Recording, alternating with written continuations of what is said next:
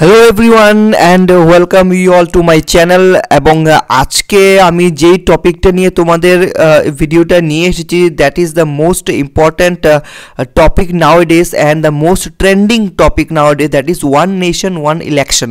তো এটার উপর এখন অবধি আমার চ্যানেলে কোনো সেপারেট ভিডিও বা ক্লাস হয়নি, তো সেটার জন্য ভাবলাম নতুন একটা স্পেশাল ভিডিও বানাই, যেটার উপরে শুধুমাত্র এই ওয়ান নেশন ওয়ান ইলেকশন টপিকটার উপর আমি কিছু ডিটেইল ইনফরমেশন আমি দেবো। বিকজ আমাদের যে কোনো পরীক্ষা আমরা যদি দেখি, কম্পিটিটিভ পরীক্ষাতে কিন্তু আমাদের জিকে কারেন্ট অ্যাফেয়ার্সের সাথে সাথে কিন্তু আমাদের ইংলিশ যে সেকশন থাকে সেখানেও কিন্তু আমাদের অনেক সময় এই বিভিন্ন গুরুত্বপূর্ণ টপিকের উপর কিন্তু আমাদের এসে বা রিপোর্ট বা এইসব কিছু আমাদের লিখতে হয়।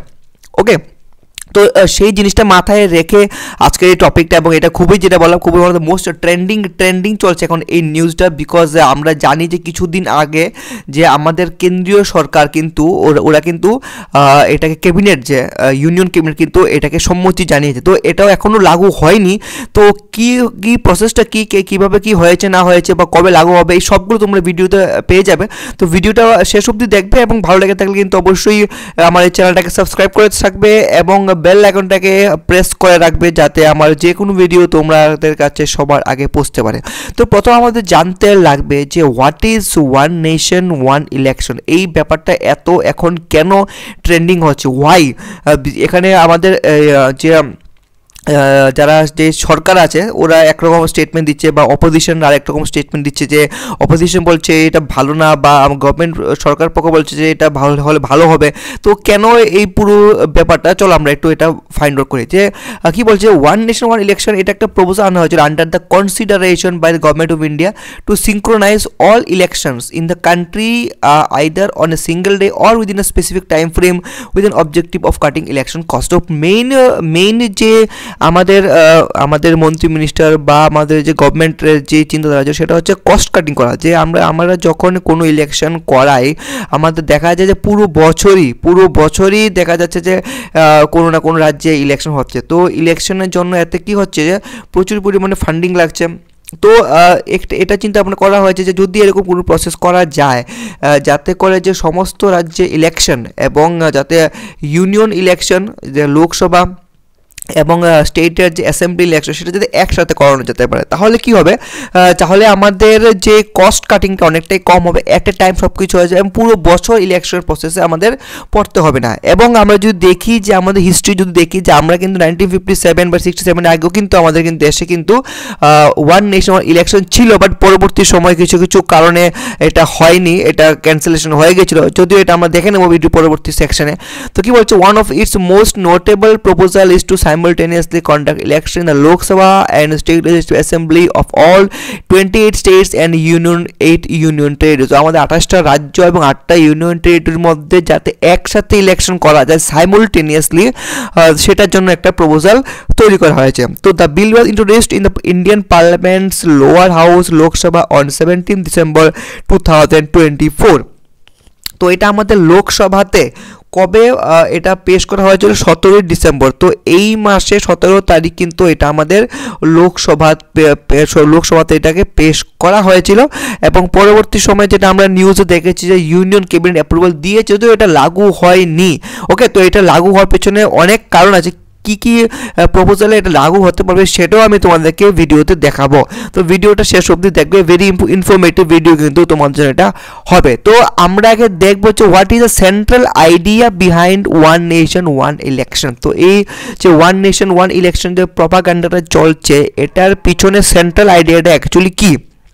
So the central idea behind one nation one election is to synchronize the timing of Lok Sabha and state assembly elections across all states to reduce the frequency of polls throughout the country. যেটা আমি আগেই বললাম যে সমস্ত রাজ্যের মধ্যে যাতে সময় সারা বছর যাতে ইলেকশনের জন্য কোনো প্রিপারেশন না হয়, তো এর জন্য কি হয়, সব যাতে একসাথে করা যায় তার জন্য একটা প্রপোজাল নেওয়া হয়েছে। সেটা সেন্ট্রাল আইডিয়া ছিল। দেন ছিল this concept was practice till 1967, যেটা আমি বললাম যে 1967 পর্যন্ত কিন্তু আমাদের এই ওয়ান নেশন ওয়ান ইলেকশন মতোই ছিল, পুরো দেশে কিন্তু একসাথে ইলেকশন হতো।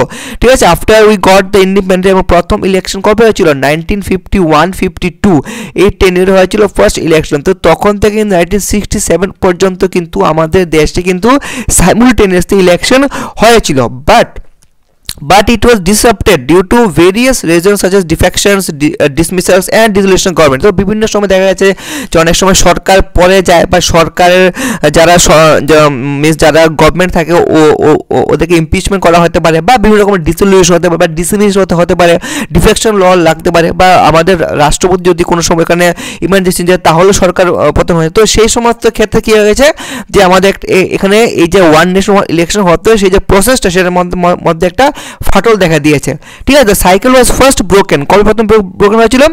In 1959 after the center invoked article 356 to dismiss the then Kerala government. তো যখন কেরালা গভর্নমেন্ট আর্টিকেল 356 লাগু করে কেরালা সরকারকে ফেলে দেওয়া হয়েছিল। ঠিক আছে, তো যে সরকার ক্ষমতায় ছিল, ঠিক আছে, তো সেই সরকারকে তৎকালীন কংগ্রেস সরকার ছিল সেন্ট্রাল গভর্নমেন্টে এবং জওয়াহরলাল নেহরু প্রধানমন্ত্রীত্বে আর্টিকেল 356 এটা প্রেসিডেন্সিয়াল ইমার্জেন্সি লাগু করে কিন্তু কেরালা সরকারকে ফেলে দেওয়া হয়েছিল এবং তখন কিন্তু ওই সিস্টেমটা চালু হয়ে যায় বা এই যে একটা ব্রেক আমাদের যে ওয়ান নেশন ওয়ান ইলেকশন সেটা স্টার্ট হয়ে যায়। তো 1959 প্রথম কেরালাকে এই সরকার থেকে পতন হয় এবং দেন এই সিস্টেম একটা ব্রেক আসে।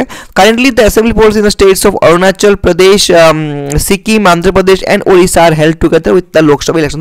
বর্তমানে যে আমাদের যখন ইলেকশন হয়, যেটা আমাদের লাস্ট ইলেকশন কবে গেছিলো, এই ইয়ারই গেছিলো 2024 গেছিলো। তো 2024 কিন্তু বন্ধুরা আমাদের কিন্তু লোকসভা ইলেকশনের সাথে সাথে অরুণাচল প্রদেশ, সিকিম, অন্ধ্রপ্রদেশ এবং উড়িষ্যা এই চারটে স্টেটেরও কিন্তু অ্যাসেম্বলি ইলেকশন গেছিলো। তো এখন যে সিচুয়েশন হচ্ছে যে যা আমরা জানি usually after every 5 years election হয়। তো এখন এই মোতাবেক শুধুমাত্র অরুণাচল প্রদেশ, সিকিম, অন্ধ্রপ্রদেশ এবং ওড়িশা এই চারটে স্টেটের মধ্যে কিন্তু সাইমultaneous ইলেকশন হচ্ছে with the central election, otherwise কিন্তু অন্য স্টেটে কিন্তু ইলেকশন একসাথে হচ্ছে না। The idea of conducting simultaneous election was advocated in 1999 by the law commission head by BJP Jeevan Reddy. তো প্রথম যে এই বিজেপি সরকারের থেকে বা বিজেপি শাসিত থেকে একজন ব্যক্তি বিপি জীবন রেড্ডি, উনি ছিলেন ল কমিশন এবং উনি এই আইডিয়াটা প্রপোজাল দিয়েছিলেন যে এটার মধ্যে কোনো কাজ করা যায় কি না, যে একটা সাইমultaneous ইলেকশন আমরা করতে পারি কি না।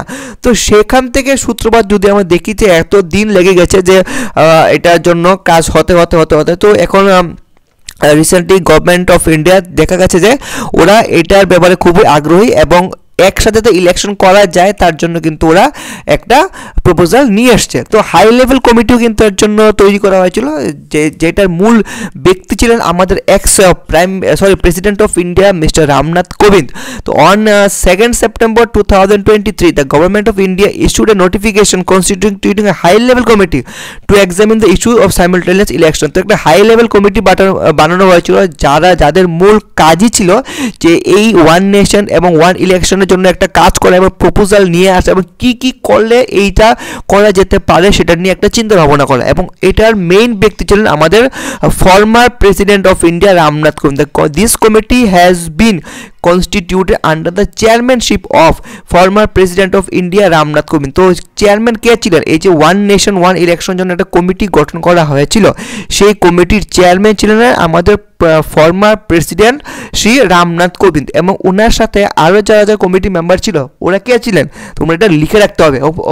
ওকে, তো অমিত শাহ ছিলেন union home minister, Arjun Ram Meghwal ছিলেন ওই union law minister, Adhir Ranjan Chowdhury ছিলেন parliamentary leader of the Indian National Congress, the largest party in the opposition in Lok Sabha. Then ছিলেন আরেকজন ছিলেন mister Ghulam Nabi Azad, former leader of opposition Rajya Sabha. Then ছিলেন NK Singh, chairman of the 15th finance commission, doctor Subhash C Kashyap, former secretary general of the Lok Sabha, Harish Salve, senior advocate of the supreme court, and Sanjay Kothari, former chief vigilance commissioner. তো ওরা কিন্তু ছিলেন আমাদের এই যে high level কমিটিটা তৈরি করা হয়েছিল। তো কবে তৈরি করা হয়েছিল? 2nd September 2023 government of India থেকে নোটিফিকেশন বাড়ানো হয়েছিল, যেটা মূল একটা হাই লেভেল কমিটি তৈরি করা হয়েছিল, যেটা চেয়ারম্যান ছিলেন আমাদের x president mister Ramnath Kovind এবং ওনার সাথে আরও যে 8জন মেম্বার ছিলেন তাদের নাম তোমরা দেখতে পাচ্ছ। অমিত শাহ ছিলেন অর্জুন রাম মেঘওয়াল ছিলেন, অধীর রঞ্জন চৌধুরী ছিলেন, গুলাম নবী আজাদ ছিলেন, এন.কে সিং ছিলেন, ডক্টর সুভাষ সিং কাশ্যপ ছিলেন, হরিশ সালভে ছিলেন এবং সঞ্জয় কোঠারি। এই 8জন ব্যক্তি কিন্তু এই কমিটির মধ্যে ছিলেন এবং ওদের থেকে ওরাই কিন্তু এই পুরো ওয়ান নেশন ওয়ান ইলেকশনের জন্য একটা প্রপোজাল নিয়ে এসেছিল এবং আলটিমেটলি রাষ্ট্রপতিকে এই প্রপোজালটা ওরা পেশ করেছিলেন বর্তমান যে রাষ্ট্রপতি দ্রৌপদী মুর্মুকে। ঠিক আছে, তো এটা নিশ্চয় বুঝতে পারছি, তোমাদেরকে পিডিএফটা দিয়ে দেবো, লিঙ্কে তোমরা পেয়ে যাবে আমার ফার্স্ট কমেন্টে, তো সেটার জন্য তোমাদের কোনো চিন্তা করতে হবে না।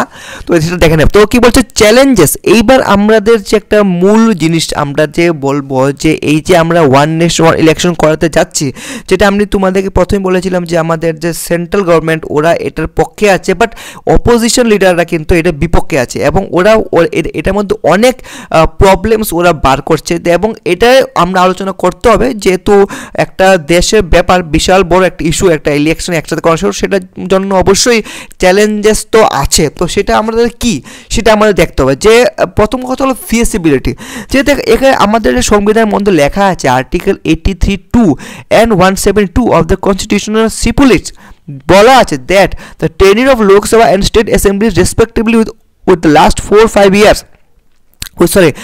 will last for 5 years unless dissolved earlier, and there can be circumstances as in Article 356 wherein assemblies can be dissolved earlier. Therefore, the one nation one election plan raises serious question. তো বলেছে যে আমাদের article 83 এবং 172 মধ্যে লেখা আছে যে যে কোনো রাজ্য সরকার বা লোকসভার যে অ্যাসেম্বলি হবে তার টেনিউর থাকে 5 বছরের জন্য, কিন্তু যদি সরকার অক্ষম থাকে বা যদি ইমার্জেন্সি চালু হয় তাহলে কিন্তু সরকার সময়ের আগেই পতন হয়ে যায়। তখন ওয়ান নেশন ওয়ান ইলেকশনের মধ্যে কিছু কোয়েশ্চেন রেজ করা হয়েছে, যেরকম what would happen if the central or state government collapse mid tenure, would elections be held again in every state or will the presidents will be impose. তো বলা হয়েছে যে মনে করো সাপোজ আমি আমাদের রাজ্যের উদাহরণ দিয়ে বলছি, মনে করো এখন ত্রিপুরাতে ইলেকশন গেছে 2023 গেছে, ঠিক আছে। তো এখন মনে করো আফটার 2 ইয়ার্স, তো 23 থেকে যদি আমাদের 5 বছর কাউন্ট করি 2028 আবার নেক্সট ইলেকশন হবে। তো এখন কোনো কারণে এখন দেখা গেল যে 2023-এর যখন পুরো দেশে ইলেকশন হয়েছে, ত্রিপুরাতে ইলেকশন হয়েছে, কিন্তু দেখা গেল 2 বছর পরে ইমার্জেন্সির কারণে ত্রিপুরাতে সরকার পড়ে গেছে, তো 2025 হয়ে গেছে। তো 2025 দেখা গেছে ত্রিপুরাতে এখন যে সরকার ছিল সেই সরকার এখন পতন হয়ে গেছে, তাহলে এখন ত্রিপুরাতে কি হবে? তো এখন কি করা যেতে পারে, যে এখন কি এখলে পুরো দেশে কি আবার ইলেকশন হবে শুধুমাত্র ত্রিপুরার জন্য, নাকি ত্রিপুরাতে আবার ইলেকশন হবে, নাকি আবার যদি ত্রিপুরাতে ইলেকশন হয় তাহলে তো আবার সেই সিস্টেমটা সেম ব্রেক হয়ে যাবে 2 বছর পর ইলেকশন হলে, বিকজ তখন দেখা যাবে যে আফটার 5 ইয়ার পুরো দেশে ইলেকশন হচ্ছে আর অ্যাকসেপ্ট ত্রিপুরা, তো সেটা তো হবে না। তো আবার আরেকটা কোশ্চেন আছে যে যদি ইমার্জেন্সি চলে তাহলে কি টানা 3 বছর আবার ইমার্জেন্সি চলবে? যেহেতু 2 বছর সরকার পতন হয়ে গেছে, আরও 3 বছর সরকার, তো 3 বছর কি প্রেসিডেন্ট ইলেকশন চলবে, প্রেসিডেন্ট রুল চলবে? সেটা তো সম্ভব হতে পারে না। তো এটার জন্য কিন্তু প্রপার কোনো গাইডেন্স আমাদের এই ওয়ান নেশন ওয়ান ইলেকশনের মধ্যে কিন্তু আমরা পাইনি, ঠিক আছে। এটা আমি তোমাদেরকে আবার বলছি যে যদি কোনো সরকার মিড টার্মে পতন হয়ে যায় আফটার 2 or 3 ইয়ার্স, তো বাকি সময়টা কীভাবে ফুলফিল করা হবে? তো সেটার জন্য কি 3 বছরের, সেটার জন্য কি ত্রিপুরার জন্য বা পার্টিকুলার কোনো স্টেটের জন্য পুরো দেশে আবার ইলেকশন হবে? তাহলে তো আবার সেই হলো ইলেকশন, আমার খরচা বেড়ে গেল, তো সেটা একটা সমস্যা হয়ে গেছে। দেন আমাদের নেক্সট হচ্ছে লজিস্টিক চ্যালেঞ্জেস। তো কী বলছে লজিস্টিক বলতে it will pose logistic challenges in terms of availability of security of electronic voting machines, personnel and other resources. EC may face difficulties in managing such massive exercise. তো কি বলছে যে logistic সমস্যা ভাই হতেই পারে, যে এত বড় দেশ, দেখো আমার যখন প্রথম ইলেকশন হয়েছে 1951-52-তে, অ্যাট দ্যাট টাইম আমরা অনেকটাই ব্যাকওয়ার্ড ছিলাম, ডিজিটালাইজেশনের কোনো কিছু ছিল না, বাট তারপরেও 6 মান্থ সময় লেগেছিল আমাদের ফার্স্ট ইলেকশন কন্ডাক্ট করতে। আর এখন যে লাস্ট 2024 ইলেকশন গেছে, ঠিক আছে, এইবারও কিন্তু আমাদের 7 দফা ইলেকশন হয়েছে। এত বড় দেশ আমাদের, এত পপুলেশন বেড়ে গেছে আমাদের, তারপরেও কিন্তু আজকের দিনে এত ডিজিটালাইজেশন হয়েও, এত আপডেটেড হয়েও আমাদের অলমোস্ট 2 মান্থ 48 ডেজ অলমোস্ট আমাদের সময় লেগেছে এই বছরের ইলেকশন করতে। ওকে, তো আমাদের দেশ এতটাই বড় যে এত কিছু হওয়ার পরও কিন্তু অলমোস্ট 2 মান্থ সময় লেগে যাচ্ছে। তো যদি একসাথে পুরো দেশে ইলেকশন করা যেতে পারে তাহলে কতগুলো আমাদের লজিস্টিক চ্যালেঞ্জেস আসবে, সিকিউরিটি ইস্যুস আসবে, ইলেকট্রনিক ভোটিং মেশিনসের দরকার পড়বে। তো এগুলো যে সিকিউরিটি সেটা কি ইলেকশন কমিশন দিতে পারবে বা গভর্নমেন্ট দিতে পারবে, সেটাও একটা কোশ্চেন আছে। দেন থ্রেট টু ফেডারেলিজম, তো এখানে কি বলছে যে synchronising national and state elections could overshadow local issues as the national narrative may dominate electoral discourse.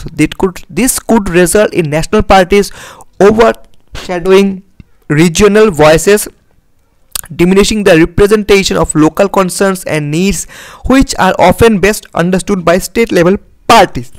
তো কি বলছে, থ্রেড বলছে যে দেখো যদি ওয়ান নেশন ওয়ান ইলেকশন হয় তাহলে দেখা যাচ্ছে যে আমাদের যে রিজিওনাল পার্টিগুলো ওরা ততটা সাপোর্ট পাবে না। কেন সাপোর্ট পাবে না? বিকজ আমরা দেখতে পাই যে স্পেশালি নর্থ ইস্টার্ন এরিয়াতে দেখা যাবে যে রিজিওনাল যে পার্টিগুলো ওরাই কিন্তু ওই পার্টিকুলার রিজিয়নের মানুষদের কী চায় বা ওরা কি ওদের কী দরকার সেটা কিন্তু বুঝতে পারবে।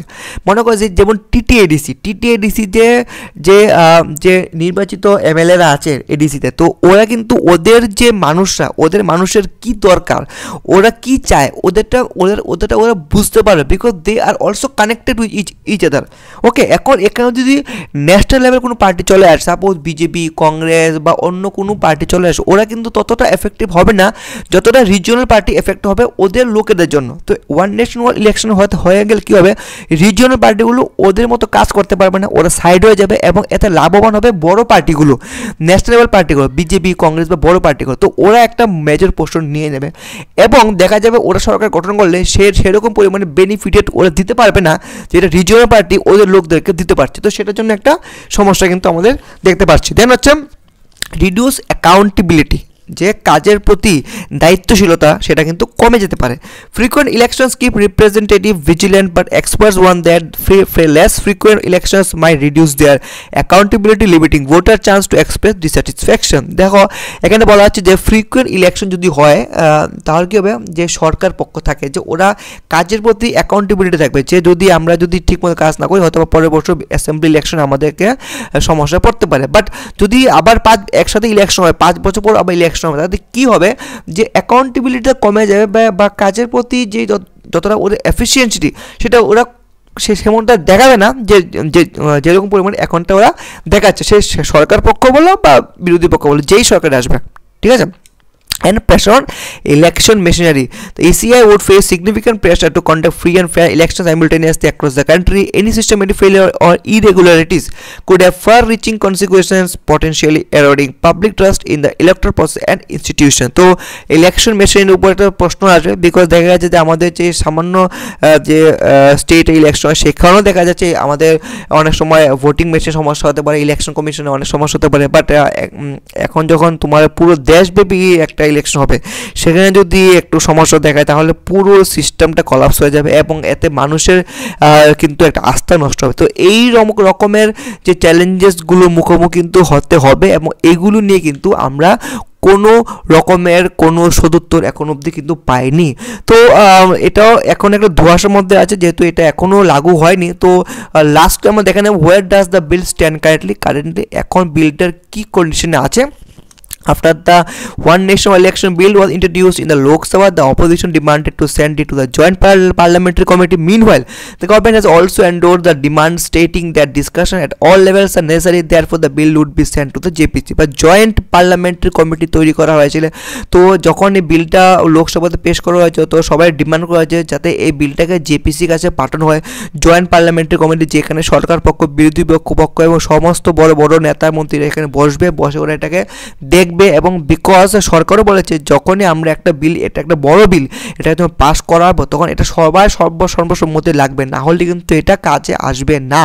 এবং তার জন্য এটা এখন একটা কি বলবে, এটা একটা কোথায় স্ট্যান্ড করছে, এটা এখন কিন্তু এটা ডিসকাশন লেভেলে আছে, যে এটা এখন এটাকে পর্যালোচনা করবে বিভিন্ন রকমের মন্ত্রী মিনিস্টাররা, বিরোধী পার্টিরা সবাই এটাকে এখন কার্যালোচনা করবে। Then the number game lastly আমরা দেখব, since it is a constitutional amendment bill, a simple majority of each house 272 for Lok Sabha, 123 for Rajya Sabha, along with 2/3 votes of the members present will be required. তো এই সমস্ত ভোট পেলেই কিন্তু এটা লাগু হবে। The more the attendance the more votes would be required to pass the bill in each of the houses. If Lok Sabha and Rajya Sabha work with full attendance on the day of voting, the number of votes required in both houses to pass the bill would be 362 and 164 respectively. তো এটা লোকসভা এবং রাজ্যসভা দুটো আমাদের পার্লামেন্টের দুটো সেশনের মধ্যে কিন্তু এটাকে পাস হতে হবে, ঠিক আছে। তো 300 যদি ফুল অ্যাটেন্ডেন্স হয় তাহলে বলা হচ্ছে যে 362 এবং 164 লোকসভা এবং রাজ্যসভা মিলে এদের ভোট পেলেই কিন্তু এটা ম্যাক্সিমাম ভোট পেলেই এটাকে রাষ্ট্রপতি সম্মেলনে পাঠানো হবে এবং মানে এটাকে বিলটাকে লাগু করা হবে। তো এটা এখন একটা কনসেশনের পর্যালোচনা রয়েছে, এটাকে এখনও কিন্তু লাগু হয়নি। আবার বলছি যে বিলটা এখন লাগু হয়নি, বাট যদি এই ভোটিংগুলো পাওয়া হয় বা যদি ভোটিংয়ের সময় যদি সবাই অ্যাকর্ডিংলি ভোট দেয়, এটা ম্যাক্সিমাম এমপি এমএলএরা এটার জন্য, তাহলে কিন্তু এটা বিলটা কারেন্টলি এটা লাগু হবে। তো এখন অবধি লাগু হয়নি, তো এখন এটাই দেখার যে এই বিলটা কবে লাগু হতে যাচ্ছে। তো ওয়ান নেশন ওয়ার্ল্ড ইলেকশন আজকের এই ভিডিওতে আমি এটা কমপ্লিট করেছি। এখন অবধি ওয়ান নেশন ওয়ার্ল্ড ইলেকশন পুরো টাইমলাইন বলেছি, যা এটা নিয়ে ডিসকাশন আউটকাম হয়েছে সেটা আমি তোমাদের কাছে দিয়েছি। আজকের ভিডিওটা তোমাদের কীরকম লাগলো বন্ধুরা কিন্তু অবশ্যই লাইক করে আমাকে জানাবে, কমেন্ট করে জানাবে, এবং ভিডিওটা ভালো লাগে থাকলে চ্যানেলটাকে সাবস্ক্রাইব করবে। শুধুমাত্র সাবস্ক্রাইব না, বেল আইকনটাকে তোমরা কেউ ক্লিক করছো না, কাইন্ডলি বেল আইকনটাকেও ক্লিক করবে যাতে আমার ভিডিও তোমরা সাথে সাথে পেতে পারো। দেখা হচ্ছে পরবর্তী ভিডিওতে। Bye bye, take care and see you all.